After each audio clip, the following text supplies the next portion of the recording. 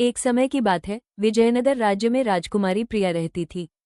उसे बचपन से ही घुड़सवारी और तलवारबाजी का शौक था, लेकिन महल के सख्त नियम उसे चारदीवारी से बाहर नहीं निकलने देते थे। प्रिया हमेशा अपनी खिड़की से दूर के पहाड़ों को निहारती और सोचती, क्या मैं कभी अपनी दुनिया खुद चुन पाऊंगी। एक रात प्रिया ने एक साहसी योजना बनाई।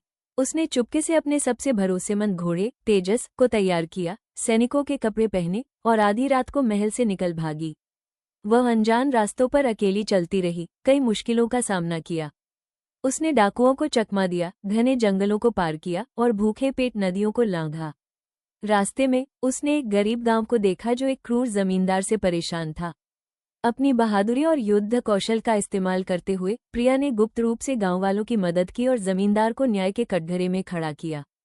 कई महीनों की यात्रा के बाद प्रिया एक ऐसे राज्य में पहुंची जहां के लोग अपनी रानी का चुनाव उनकी बुद्धिमत्ता और साहस के आधार पर करते थे, न कि जन्म के आधार पर। उसने वहां अपनी असली पहचान छिपाकर एक सामान्य सैनिक के रूप में काम करना शुरू किया। अपनी असाधारण योग्यता से वो जल्द ही सेना प्रमुख बन गई। जब नए शासक को चुनने का समय आया तो लोगों ने एक ऐसे नेता की मांग की जिसने निस्वार्थ सेवा की हो।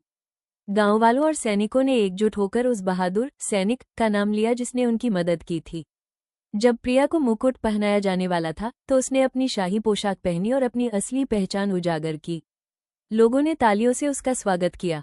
उसने विजयनगर की राजकुमारी के रूप में नहीं, बल्कि अपने साहस और कर्मों के बल पर उस राज्य की रानी बनी। प्रिया ने दिखा दिया कि एक राजकुमारी का भाग्य उसके जन्म से नहीं, बल्कि उसकी अपनी पहुंच और उड़ान से तय होता है।